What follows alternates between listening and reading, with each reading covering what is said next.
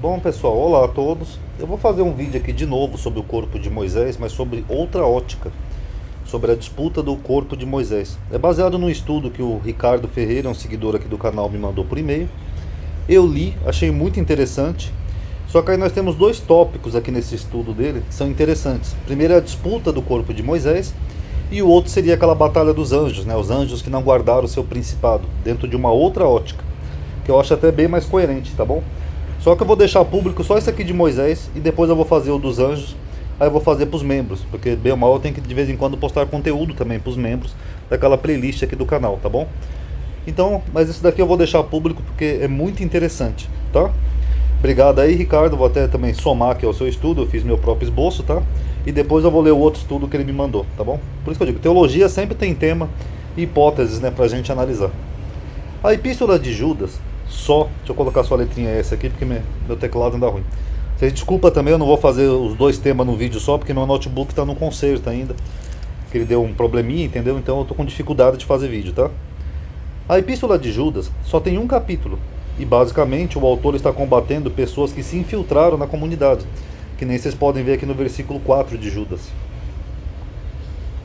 Porque se introduziram alguns. Então é isso que ele está combatendo. Pessoas que se introduziram na comunidade, ok? Com doutrinas erradas. Então ele utiliza de exemplos do Velho Testamento de pessoas que tentaram corromper Israel no deserto. Por exemplo, ele fala aqui da rebelião de Coré, né, aqui embaixo. Aqui no versículo 11, ele está usando como exemplo. Ele fala de Sodoma e Gomorra, aqui Sodoma e Gomorra, as cidades vizinhas e tal. Então, basicamente, o autor está usando esses exemplos veterotestamentários para combater pessoas que na época dele, lá no primeiro século, estavam se infiltrando na igreja. Tá bom, pessoal? Então, esse aqui é o comecinho. Então, ele menciona uma disputa entre Miguel e o diabo, disputando o corpo de Moisés, que, segundo os exegetas, né, é tomado de um livro apócrifo, a Assunção de Moisés. Então, essa é a hipótese amplamente aceita, né, que aqui ele está fazendo uso de um apócrifo, que narraria essa suposta disputa, né, de Miguel e o diabo, disputando o corpo de Moisés, né? O que não faz muito sentido, né? Mas comumente é aceita assim. E por isso, inclusive, essa epístola, assim como a segunda de Pedro, ela foi rejeitada inicialmente, tá? Elas só foram aceitas depois, tá? Mas como o autor está utilizando de exemplo do Velho Testamento, como por exemplo Coré, Sodoma, Gomorra, etc., para combater esses infiltrados, tem uma hipótese que a gente vai analisar nesse vídeo, dele estar falando desses exemplos também. Ou seja, de que essa disputa aqui do corpo de Moisés também seja um exemplo lá do Velho Testamento. A gente que pode estar vendo como uma coisa mística, mas pode ser só uma linguagem da época, tá? Vamos analisar. Esse é o versículo em questão, Judas 1,9. Mas o arcanjo Miguel, quando contendia com o diabo e disputava a respeito do corpo de Moisés, não ousou pronunciar juízo de maldição contra ele, mas disse: o Senhor te repreenda. Beleza? Anjo, aqui no caso que é arcanjo, é literalmente mensageiro. Eu já fiz um vídeo aqui no canal chamado Anjo segundo a Bíblia. Anjo muitas vezes é utilizado para homens mesmo, tá? E no caso o arcanjo seria um anjo principal, o chefe, né, o anjo mais forte, seria basicamente isso, tá? Mas anjo geralmente sempre é uma referência a homens, tá bom? Diabo, eu nem preciso repetir, né, que vai ficar redundante aqui no vídeo, né? Eu tenho até já 2, 3 vídeos sobre o diabo na Bíblia, que é uma referência a inimigos, opositores, adversários, né? Acho que eu já falei isso 500 vezes aqui no canal, né? Mas para ninguém dizer que eu não falei nada, para não passar batido, aqui 1 Reis 11:14. Levantou, pois, o Senhor contra Salomão um adversário, que é um Satã, um diabo. E quem que era esse diabo que Deus levantou contra Salomão? Haddad, o Edomeu, era um homem comum. Era um homem, não era um ser espiritual. Então, aqui em Judas, o diabo também podia ser um homem comum. Inclusive eu podia ter mostrado aqui João 6,70, mas quem quiser procure na Bíblia de vocês, João 6,70, que Jesus fala para os apóstolos: eu não escolhi a vós os 12, e um de vós é um diabo? Era Judas. Então diabo sempre é um inimigo, um adversário, um opositor, mas sempre uma referência humana, a um ser humano. Então aqui em Judas também, esse diabo que estava disputando aqui com Miguel seria um homem, e o arcanjo Miguel também seria um homem. Miguel também, eu já fiz um vídeo sobre Miguel aqui no canal de Daniel. Miguel é só um arquétipo, né? É um título. Aquele que é como El, tá bom? Agora, o termo corpo em grego, que ele fala ali do corpo de Moisés, é somatos, essa palavrinha aqui, E somatos já foi usado no Novo Testamento para se referir a uma congregação. Eu peguei 2 versículos aqui de Paulo.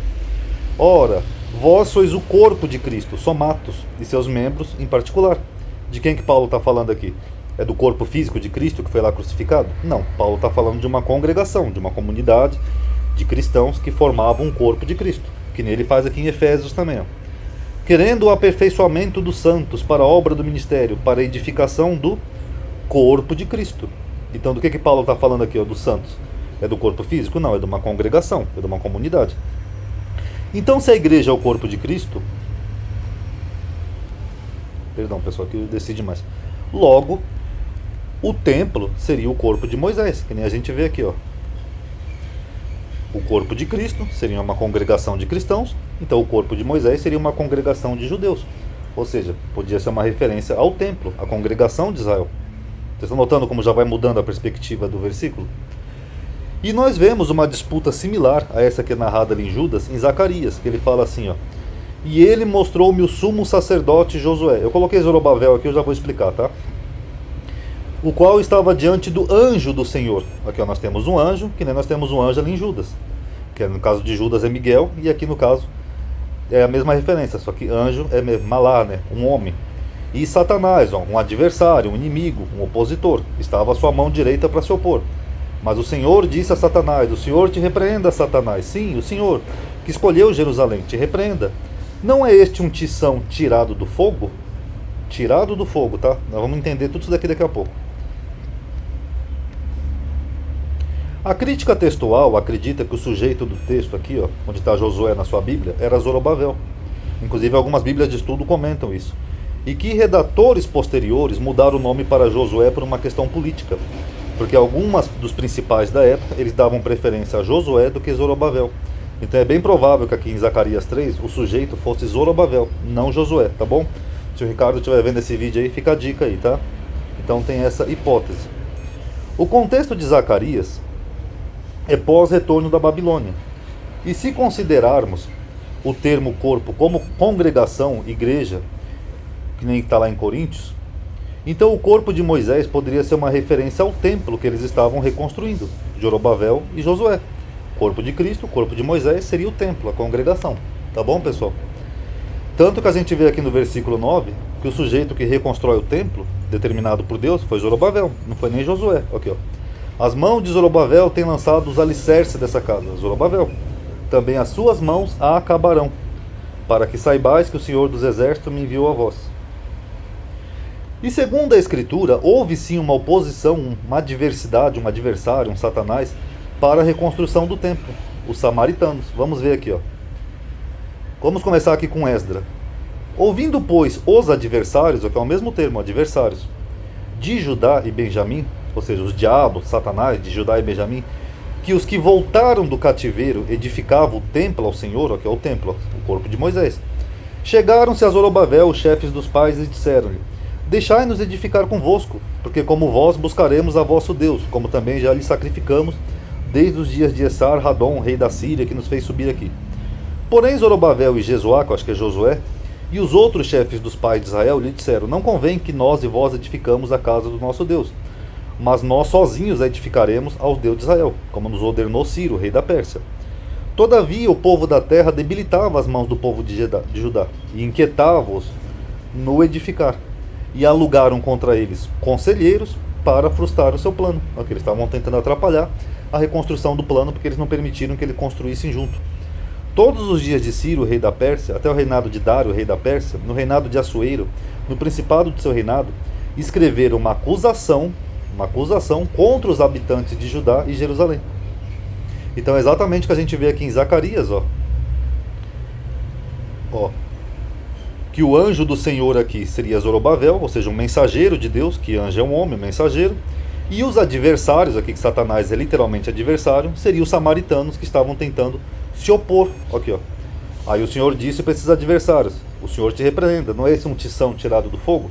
Vamos ver agora a referência em Neemias. E sucedeu que, ouvindo Sambalate, que edificávamos o muro, ele ardeu em ira, e se indignou muito, e escarneceu dos judeus, e falou na presença dos seus irmãos e do exército de Samaria, e disse: Que fazem esses fracos judeus? Permite-se-lhes é quase um trava-língua isso. Isso? Sacrificarão? Acabá-lo-ão num só dia? Vivificarão dos montões do pó as pedras que foram queimadas? O que ele está falando aqui? Que o templo foi destruído pelo fogo. por Nabucodonosor.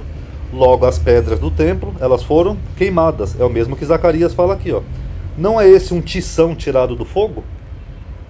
Porque o templo tinha sido destruído, Israel tinha sido levado para a Babilônia. Então é basicamente a mesma referência. Aí eles continuam aqui, eu não vou ler todo o versículo, eu só vou ler aqui a partir do sucedeu. Ó. E sucedeu que, ouvindo Sambalat e Tobias, e os árabes, e os amonitas, e os asdoditas, nossa, tanto ditas tinha na época, que tanto ia crescendo a reparação dos muros de Jerusalém, que já as rupturas se começavam a tampar, e iraram-se de sobremodo, e ligaram-se entre si todos, para virem guerrear contra Jerusalém e para desviar eles do seu intento. Então esses aqui são os adversários ao Satanás, que é o mesmo sujeito lá de Zacarias, e pode ser disso que Judas estava falando. Eu não vou ler tudo aqui, pessoal, que eu estou com dificuldade de fazer vídeo, que eu estou usando um notebook reserva, que ele é muito lento, e se o vídeo ficar muito grande, ele trava e desliga, tá? Mas aí quem quiser pode ler o capítulo todo, ó, Neemias 4, do 1 ao 8, tá bom? Eu já vou até encerrar aqui então, tá? Então houve uma disputa, sim, aqui, no Velho Testamento, entre o diabo, que seriam os adversários, os samaritanos, esses outros povos aqui vizinhos, amonitas, totitas, não sei o que, tiquitita, e Miguel, que seria Zorobabel, o mensageiro de Deus, aquele que é como El, aquele que Deus falou, esse vai edificar minha casa, aquele que é como El, pelo corpo de Moisés, ou seja, o templo que os judeus estavam reconstruindo. Será que não era disso que Judas estava falando aqui? Então analisem aí, tirem suas conclusões, ó, que eu achei bem coerente essa visão dele. Aí agora eu vou fazer um esboço sobre os anjos que pecaram aqui de Judas também, tá? Aí depois eu vou mandar para os membros do canal, tá bom, pessoal? Paz a todos.